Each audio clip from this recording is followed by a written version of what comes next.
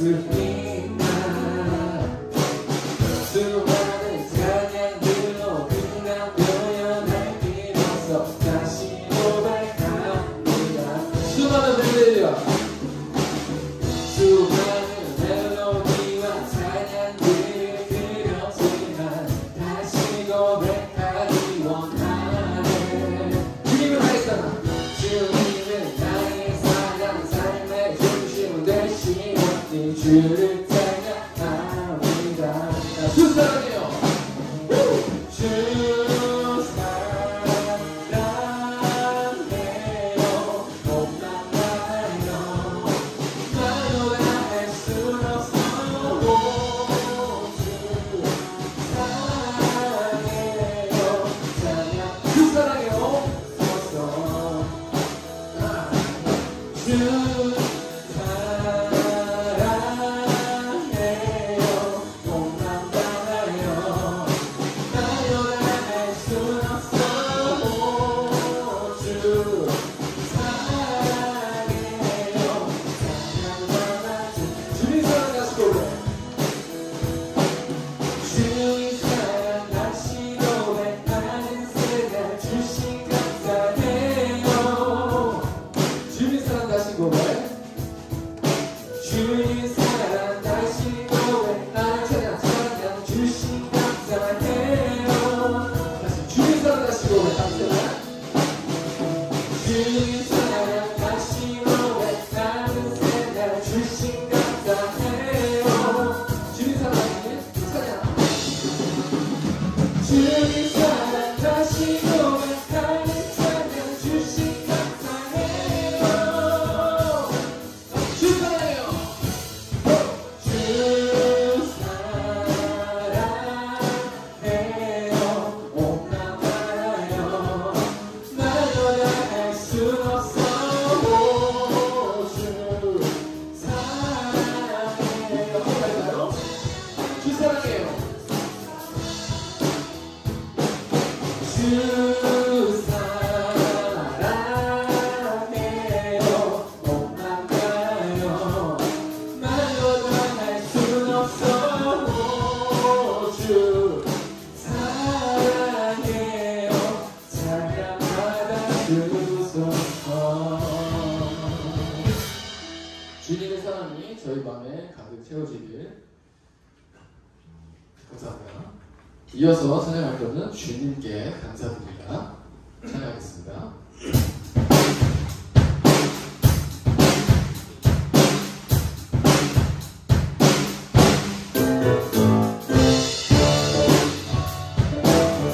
박수.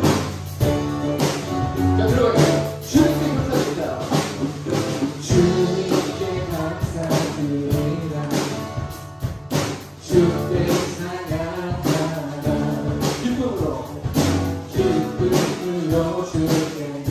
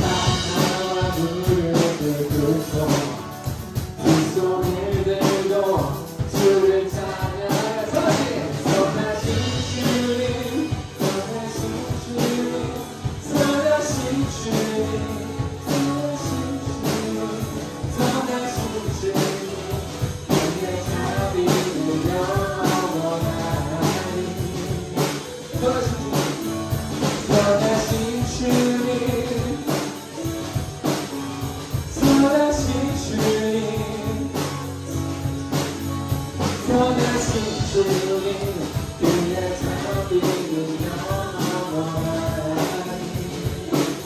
선하신 주님 선하신 주님 그의 자비는 영원하니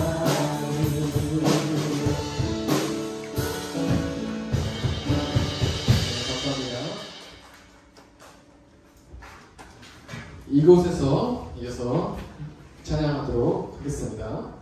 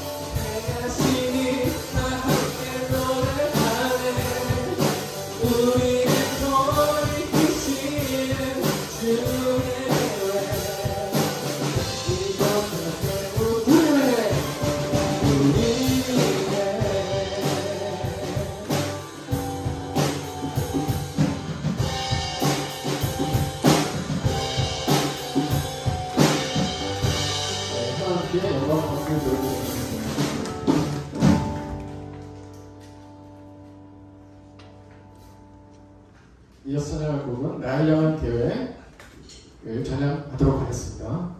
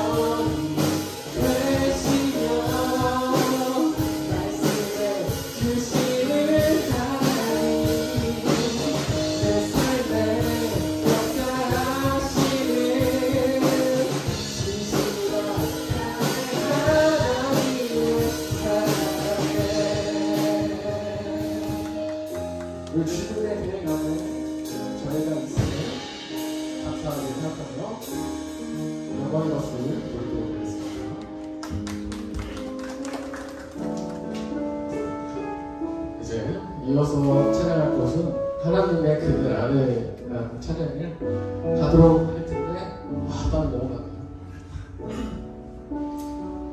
에어컨 안 틀었나? 우리 하나님의 그늘 아래에 서서 한마디 해야 되나? 답게 하지 말고 찬양으로 넘어갈게요. 네, 하나님의 그늘 아래 다 같이 찬양할게요.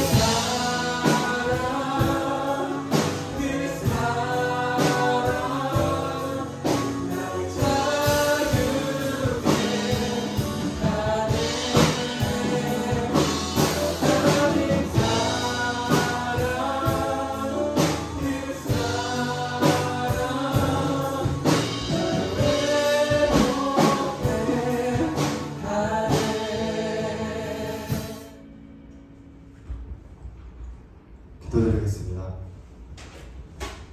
백성들아 시시로 그를 의지하고 그 앞에 마음을 토하라. 하나님은 우리의 피난처시로다. 하나님 아버지 감사합니다. 하나님 아버지 은혜로운 주일 앞에 하나님 앞에 나와 찬양드리고 기도드리며 얼마나 아름답고 감사하지요. 이 모든 것은 우리가 하는 것이 아닌 주님의 계획 속에 행하시는 가운데 있다는 것을 믿사옵나이다. 우리가 항상 하나님을 의지하고 하나님께 우리의 마음을 토해야 할 이유는 하나님이 우리의 피난처이시기 때문입니다. 주님의 말씀 뜻대로 전해주시는 목사님, 청년부를 위해 항상 고민하고 봉사하는 임원들, 항상 주님 앞에 진심으로 목소리 높여 찬양하는 찬양팀, 하나님의 말씀 나눔 교제 앞에 그를 위해 노력하는 셀장, 그리고 각 셀원 어린 양들까지 하나님 아버지의 크신 계획 속에서 복된 청년부가 될 수 있게 역사하실 것을 믿습니다.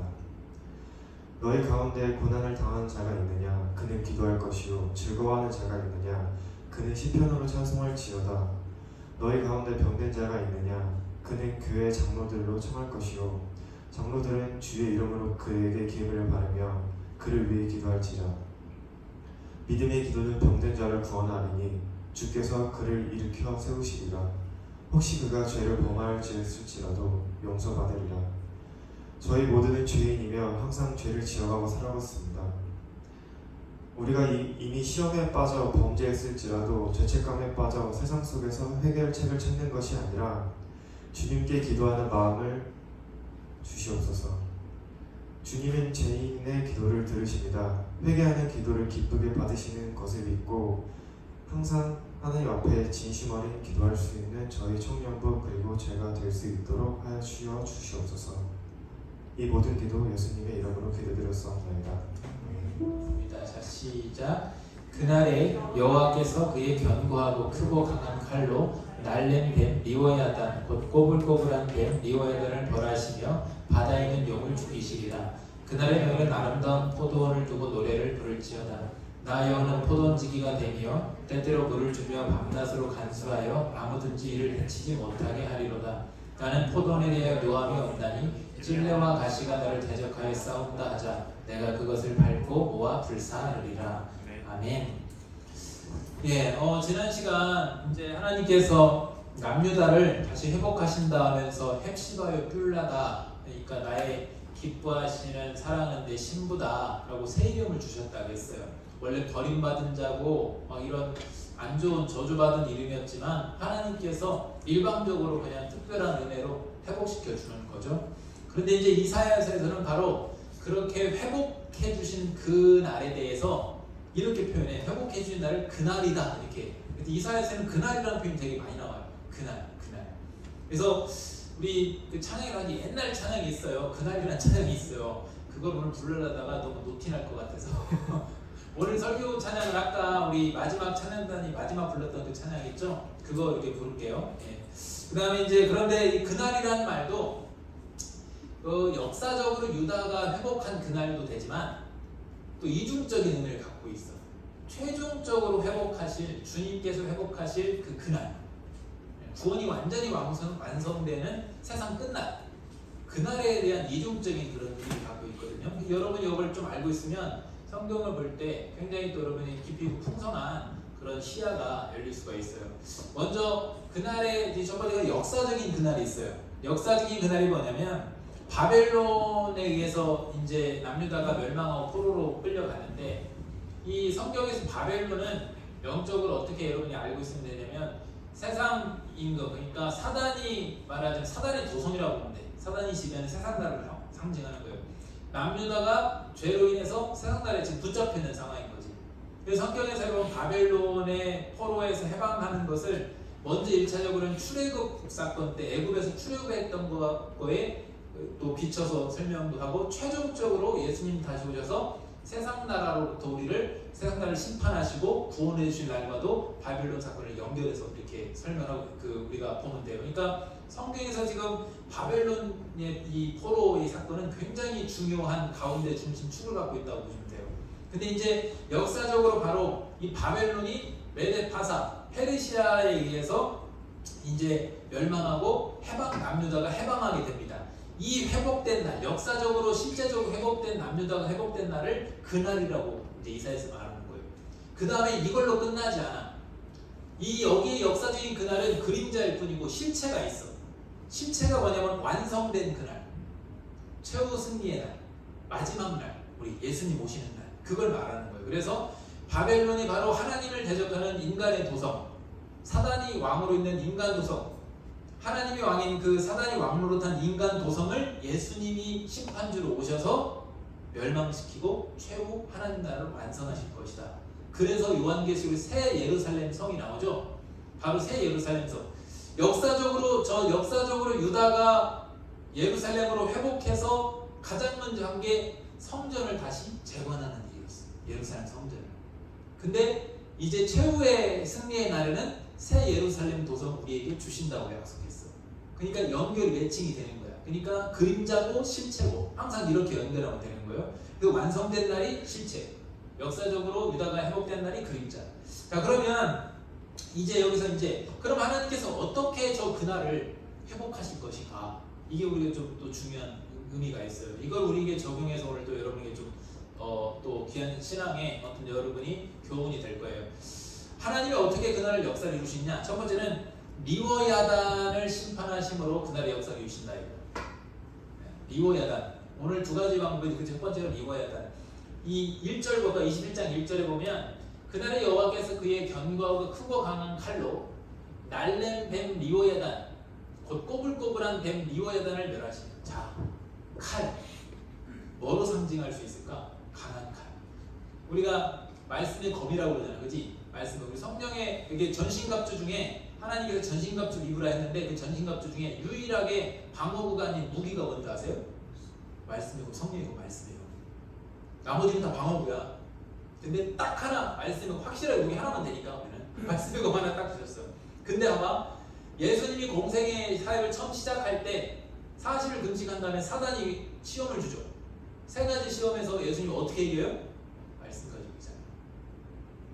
저 리워야단을 강한 칼로 날랜 뱀 리워야단, 꼬불꼬불한 뱀 리워야단을 벌하시며 바다에 있는 용을 죽이시리라 했어요. 자, 이 리워야단이 뭐냐면 인류 첫 수메르의 신화에 보면, 인류 첫 문명이라는 수메르 그 신화에 보면 수메르 신화에 등장하는 머리 7 달린 이 용과 같이 생긴 바다 괴물입니다. 바다 괴물.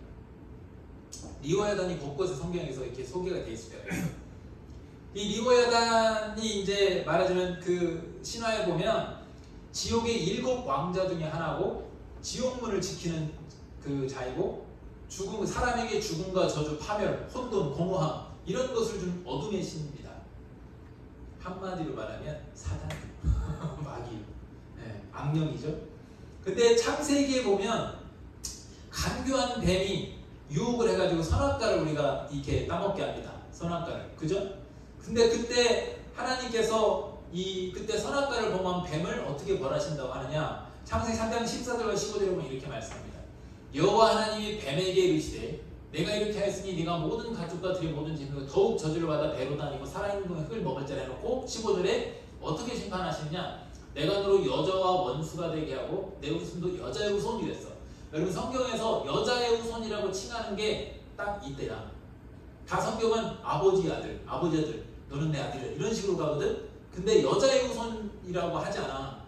왜 근데 여기 여자의 후손이라고 할까? 동정녀 마리아를 예표하는 거예요, 저게. 그래서 원수가 되게 한다. 뱀의 원수가 되게 하리니 예수님이 여자의 후손, 바로 예수님이 뱀의 머리를 상하게 한다는 건 뱀은 밟으면 머리 밟으면 끝나. 완전한 승리예요. 근데 너는 그분의 예수님의 발꿈치를 상하게 한다. 이게 왜냐면 예수님 십자가에서 여기 상했잖아. 발. 알아요 그거?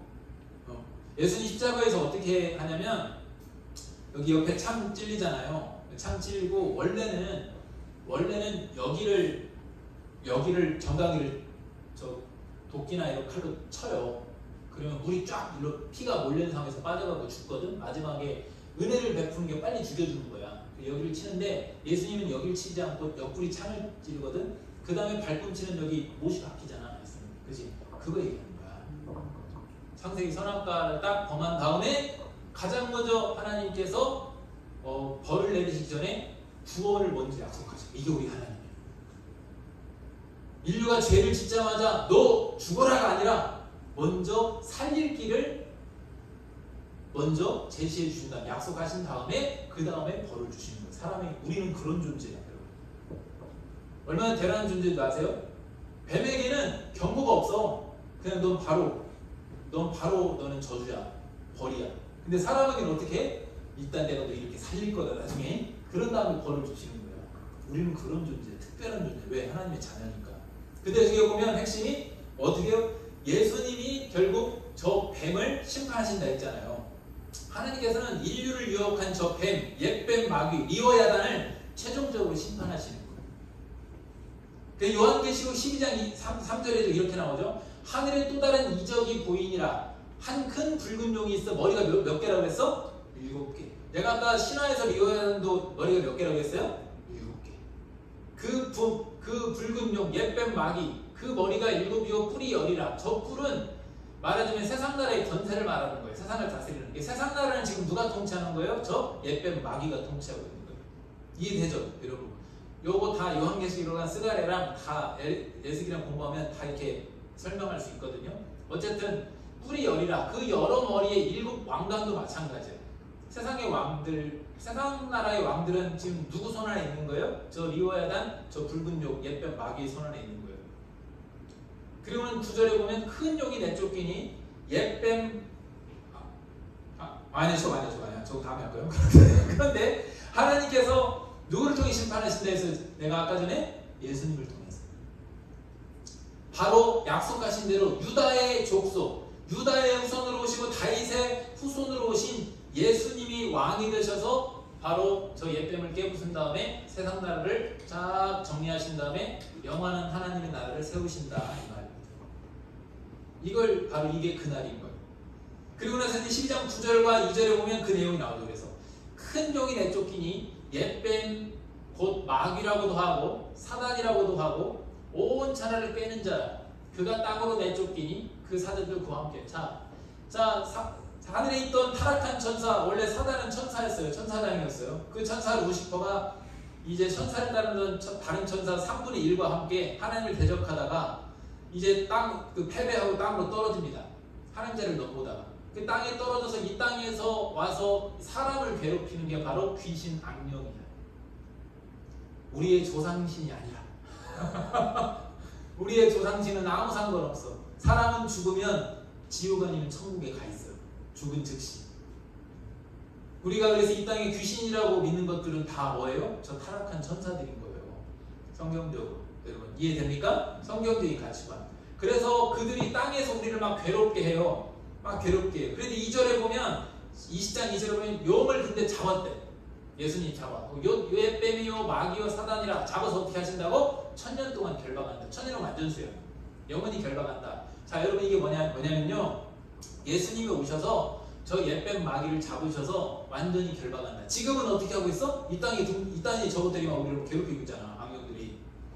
근데 우리가 그것 때문에 쟤네들 때문에 병도 들고 죄도 짓고 그러니까 고통받고 그러는데 하나님의 백성을 괴롭게 하는데 저 옛뱀 마귀를 예수님이 결박하셔서 딱 다 깨부셔서 승리하고 결박하니까 우리에게 고통이 있을까 없을까?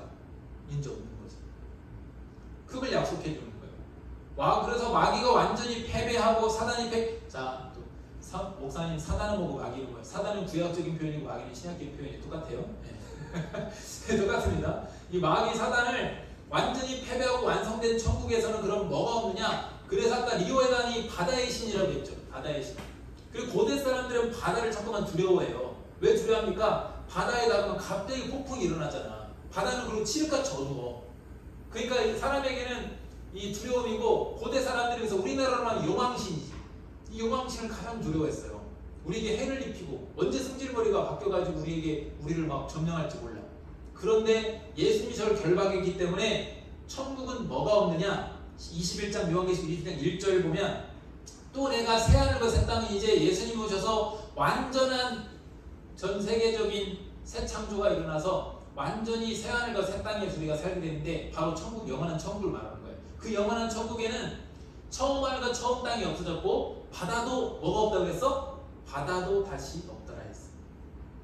요한계시록의 바다는 두려움을 상징하고 혼란을 상징하고 왜 그런지 아십니까? 고대 사람들에게 바다는 두려움과 혼란이었어. 왜? 저 리오야단이라는 저 악신 때문에 혼란했어. 두려움했어. 근데 그 리오야단 저 옛뱀 마귀를 누가 다 승리하셨어? 잡아서 예수님. 그렇기 때문에 천국에는 뭐가 없냐? 바다가 없어. 대신 어떤 바다가 있냐? 파도치는 막 우리를 점령하는 바다, 두렵게 하는 어둠의 그런 바다가 아니라 4장 6절은 보좌 앞에 수정과 같은 유리바다가 있대. 그 파도가 막 우리를 점령하고 우리를 힘들게 하는, 고통을 주고 혼란스럽게 하고 저주를 주는 그런 바다가 아니라 리오에단이 잡혔기 때문에 수정과 같은 유리바다가 있고 보좌 가운데 보좌 주에 네 생물인데 앞뒤에 눈들이, 저거는 이제 하나님의 천사를 말하는 거예요. 그게 호위하고 있다 이런 거지. 자, 이렇게 우리는 역사적인 리오에단을 심판하는 그날, 그게 무슨 말이냐? 남유다를 실제적으로 하나님께서 리워야단을 말하자면 바벨론을 상징하는 거야. 바벨론의 느부갓네살 왕, 바벨론을 통치하는 왕이 이제 저 리워야단을 상징하는 거거든. 구약에 역사적인 바벨론을 멸망시킨 다음에 유다를 회복한 그날과 최후의 예수님이 오셔서 세상나라 바벨론 사단의 도성을 무너뜨리는 그날 사이에 있습니다. 이게 무슨 말이냐? 역사적인 유다가 회복한 그날과 최후 승리하는 그날 사이에 우리는 살고 있잖아요. 그죠? 우리 그날 사이에 살고 있죠. 그래서 두 가지가 동시에 우리에게는 벌어지는 게 뭐가 벌어진 줄 알아요? 때론 저 리워야단이 우리를 공격해서 미혹해서 우리가 그것의 죄의 종로를 살 때가 있어. 그죠? 죄에 무너질 때가 있지, 넘어질 때가 있잖아. 하지만 또 중요한 건 그러나 우리 하나님이 견고하신 강하신 팔로 그 말씀의 검을 가지고 우리 예수님이 지금도 우리와 함께 하시기 때문에 저 리워야단의 머리를 치시는 거예요.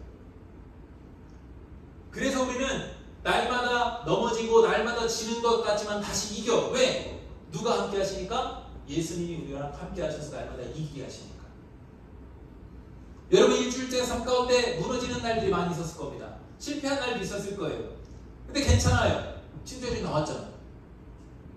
여러분 예수님 믿습니까? 아멘이죠? 이렇게 고백하잖아요. 그럼 우리는 진 거야? 이긴 거야? 이긴 거야. 왜 이긴 겁니까? 누구로 인해서? 우린 약하지만 예수님이 우리와 함께 하실 때. 우리는 그래서 중간지대에 살고 있기 때문에 역사적인 그날과 최후의 그날 사이에 살고 있기 때문에 죄로부터도 우리는 공격당하고 미혹당하고 고통을 당하지만 또한 예수님께서도 우리를 가만두지 않으시고 우리를 날마다 다시 회복하시고 날마다에 우리는 그날이 있어. 우리에게는. 그래서 회복하는 그날. 여러분 이해되십니까 여러분? 그럼 우리가 어떻게 해야 돼? 지금 그 사이에 살고 있으니까 예수님께 바짝 붙어 있어야 돼. 예수님을 바라고 의지하고 살아야 돼. 그래야 우리가 날마다 그날 회복되는 날을 우리가 맞이할 수 있어. 여러분 내일 눈을 딱 떴을 때 주님 그게 회복된 날이 되는 거예요. 누구 때문에? 예수님 때문에.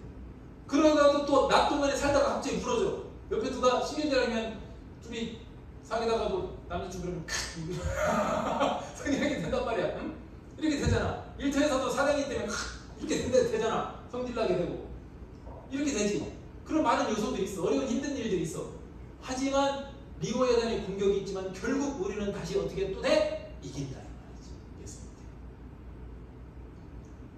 여러분 그래서 그날과 그날 사이에 사는 우리 여러분 꼭 예수님을 기억하고 매일매일의 그날을 여러분 잘 맞이할 수 있길 바랍니다. 그 다음에 또 두 번째는 어떻게 또 예수님이 또 가주시냐? 찔레와 가시의 저주를 멸하시고 포도원을 노래하게 하셨다 했어요. 2절에 보면 그날에 너희는 아름다운 포도원을 두고 노래를 부를지어다 라고 했어요. 2절에 27장 2절에 보면 그날에 너희는 아름다운 포도원을 두고 노래를 부를지어다. 성경 구절 준비 안 됐나요? 27장 2절 이사에서 거기 보면 그날에 너희는 아름다운 포도원을 두고 노래를 부를지어다. 이게 시적인 표현인데 이게 되게 아름다운 표현이에요. 뭐냐면 저 포도원은 이스라엘 백성을 말하는 거야. 하나님이 이스라엘을 포도원이라고 이렇게 지칭했어요. 아름다운 포도원, 그냥 포도원이 아니라 거기에 하나님께서 포도 열매, 포도나무를 심었는데 굉장히 좋은 종자의 포도나무를 심어서 땅도 좋게 하시고 근데 문제가 있어.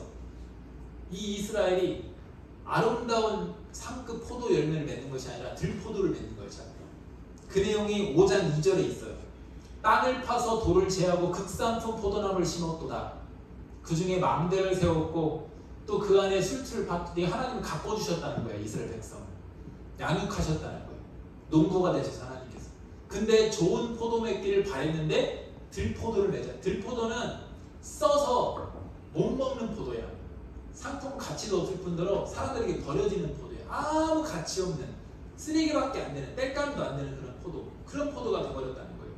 무엇 때문에 그럼 이들이 극상품을 하나님께서 심었는데 왜 들포도를 맺는 이런 상황이 되어버렸느냐? 그 원인이 바로 4절에 있어. 27장 4절에 나는 포도원에 대해 노함이 없다. 근데 우리 하나님 너무나도 감사한 게 이 포도원이 들포도를 냈는데 하나님이 이 들포도에게 화를 내는 분을 바라시는 것이 아니래. 왜? 이 들포도 잘못이 아니라는 거야. 누구 잘못이냐? 찔레와 가시가 나를 대적하여 싸운다 하자 내가 그것을 밟고 모아 불사르리라. 그 원인이 포도나무에 있던 이스라엘에 있던 것이 아니라 저 찔레와 가시가 원인이었다 이거지. 그래서 아름다운 열매를 맺지 못했다 이 말이에요. 그래서 우리 하나님이 저 원인이 되는 찔레와 가시를 뽑아서 불살라버린대. 불심판을 하신대. 여러분 성경에서 찔레와 가시는 저주와 고통을 상징합니다. 이게 창세기 1장과 2장에 보면 처음 에덴 동산에는 저런 이 찔레와 가시가 없었어. 그냥 온갖 씨 맺는 채소와 가실만 소개하고 있어. 그런데 언제 찔레와 가시가 생기느냐?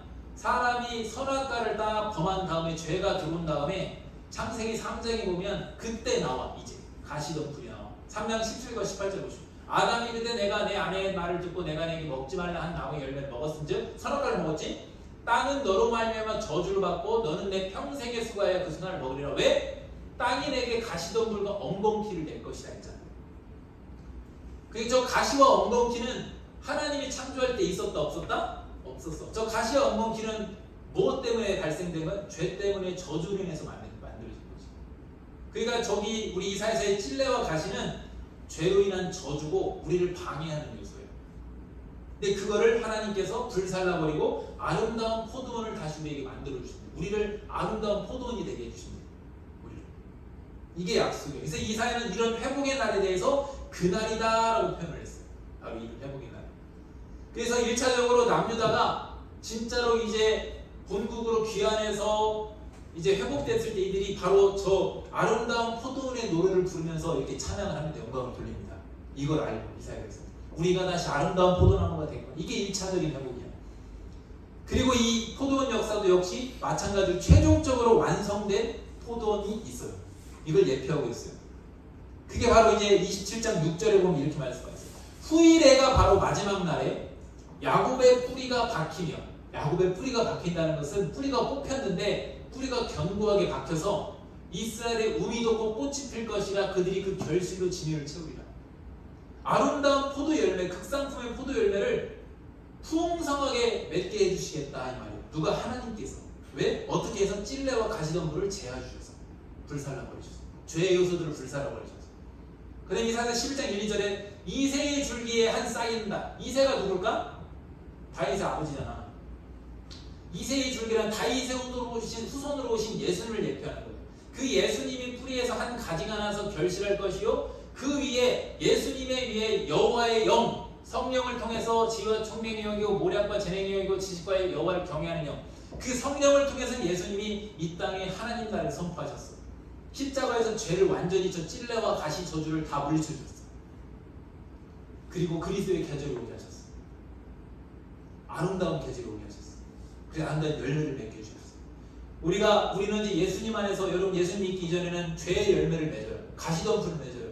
여러분 예수님 믿으면 여러분 맺기 싫어도 삶 가운데 여러분 신앙이 성장하면서 점점 여러분 어떤 열매를 맺게 돼? 아름다운 포도 열매를 맺게 되게 되는 거예요. 왜? 가시와 찔레를 제거해 주셨으니까. 이게 바로 그리스도의 계절, 그리스도의 열매. 그 다음에 세 번째는, 그러면 우리는 이제 어떻게 해야 되느냐? 현재의 삶 속에서도 여러분 회복된 포도의 삶을 살아야 돼. 우리가 아까 얘기했죠. 그날과 그날 사이를 산다고. 그죠? 그날과 그날 사이를 살기 때문에 훗날 완성된 포도원을 바라보기도 해야 되지만 현재의 삶 속에서도 우리는 포도원의 삶을 살아내야 돼요. 열매 맺는 삶. 우리의 위치는 어딘지 알겠죠? 이제 역사적인 그날과 최후 승리의 그날 그 사이를 살고 있잖아. 그래서 우리가 포도원의 삶을 살아야 되는데 11절 9절에 보면 이렇게 되어 있어요. 내 거룩한 산 모든 곳에서 해냄도 없고 상함도 없을 것이니 이는 물이 바다 덮음같이 여라는 지식이 세상에 충만할 것이라. 이렇게 쓰네요. 저게 최후 완성된 그날이에요. 포도원이에요. 상함도 없고 해양도 없고 물이 바다 덮음같이 하나님을 아는, 하나님을 믿는 그 지식이 세상에 충만, 온 땅에 하나님을 거절하는 인종이 하나도 없게 되는 날, 완전히 회복되는 날.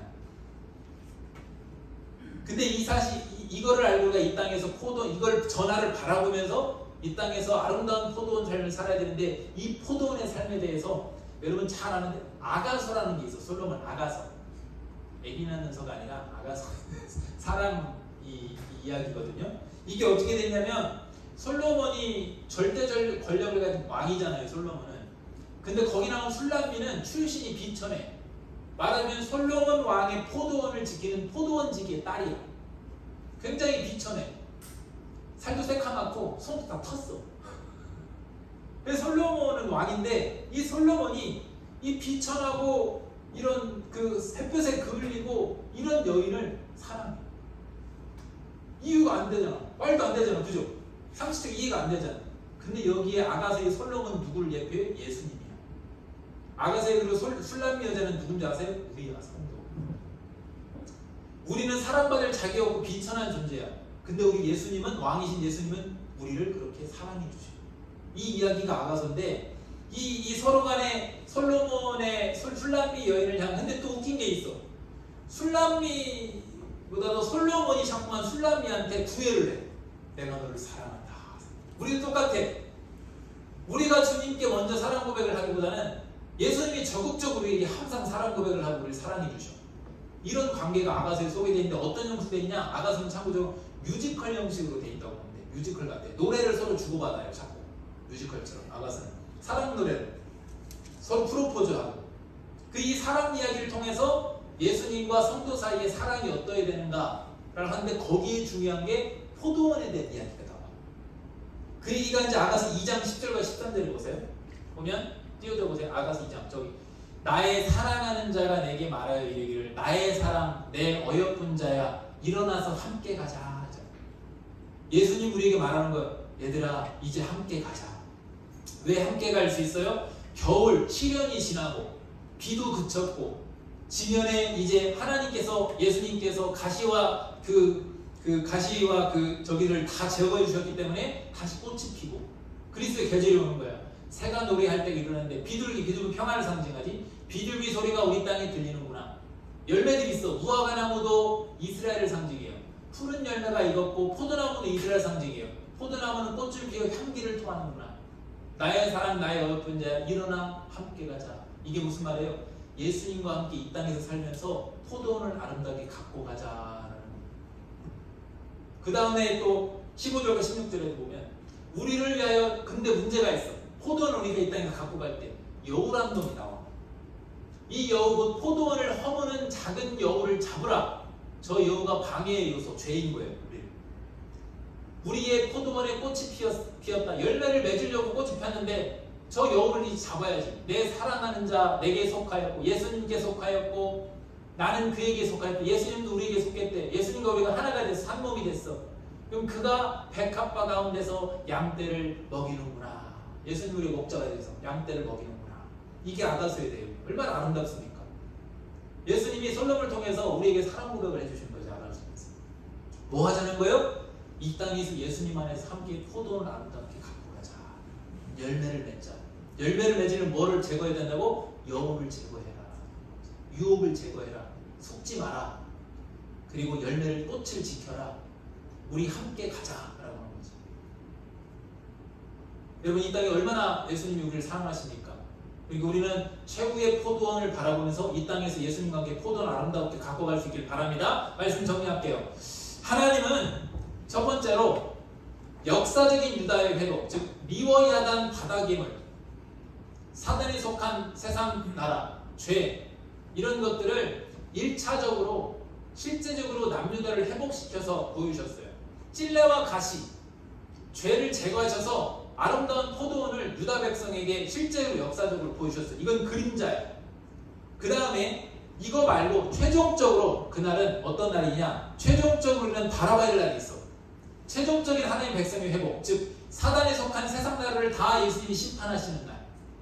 그래서 완성된 하나님의 영원한 우리의 천국, 영원한 회복된 새 에덴, 바로 그 하나님 나라의 포도원, 그것을 우리가 바라보고 살아야 돼. 바라보면서 어떻게 살아야 돼? 예수님 안에서 리워야단, 죄를 경계하고 찔레와 가시, 죄를 경계하면서 포도원의 삶을 여러분 우리가 아름답게 주님 안에서 살아갈 수 있어야 됩니다. 이해되십니까 여러분? 꼭 기억해야 되고, 우리는 어디에 사는 존재라고? 역사적인 그날과 최후의 그날 사이에서 죄를 경계하면서 아름다운 포도원을 갖고 가면서 예수님 안에서 그렇게 아름다운 열매를 맺으면서 살아갈 수 있길 바랍니다.